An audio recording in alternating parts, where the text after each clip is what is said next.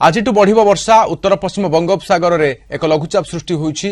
आसंता 24 घंटा मध्य यह अधिक घनीभूत होबार संभावना अछि। प्रभाव में राज्यर विभिन्न स्थान में लगान वर्षा लगी रही। ए लघुचाप धीरे धीरे शक्तिशाली होउथबारु प्राय 30 तारीख पर्यंत राज्य में वर्षा जारी रहिबो। आज प्रबल अति प्रबल वर्षा पाई मालकानगिरी को ऑरेंज वार्निंग सहित प्रबल वर्षा संभावना थिबा 10 जिला को येलो वार्निंग जारी करा जायछि। लघुचाप प्रभाव में प्रबल वर्षा सहित पवन अधिक रहिबो। 30 तारीख पर्यंत विभिन्न स्थान में प्रबल वर्षा हेबो। समुद्र अशांत थिबारु आगामी 5 दिन पर्यंत समुद्र भितर को जीवाकू बारण करा जायछि। 31 तारीख पर पागरे परिवर्तन आसिबो।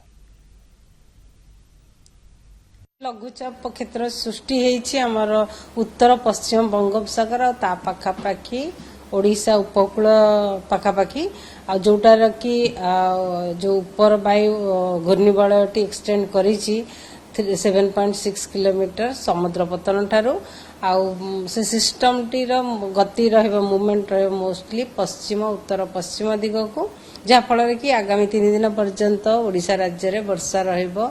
अधिकांश स्थान में हल्का मध्यम धरण वर्षा रहा सहित प्रबल अति प्रबल इवन गोटे किंबा दुईटा स्थान में एक्सट्रीमली हेवी अत्यंत प्रबल वर्षा भी हो पारे। 28 तारीख रे भी प्रबल वर्षा होबार संभावना रही गोटे किंबा दुईटा स्थान में जमती कोरापुट मालकानगिरी नवरंगपुर रायगढ़ गजपति और गंजाम जिले में 29 तारीख रे भी प्रबल वर्षा गोटे किंबा दुईटा स्थान में जमती कि गंजाम गजपति जिले में हो पारे।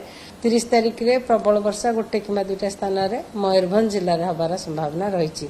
31 तारीख रे और 1 तारीख रे फर्स्ट सेप्टेम्बर रे भी वर्षा कंटिन्यू रहबो। अनेक स्थान में हल्का मध्यम धरण वर्षा होबार संभावना रही।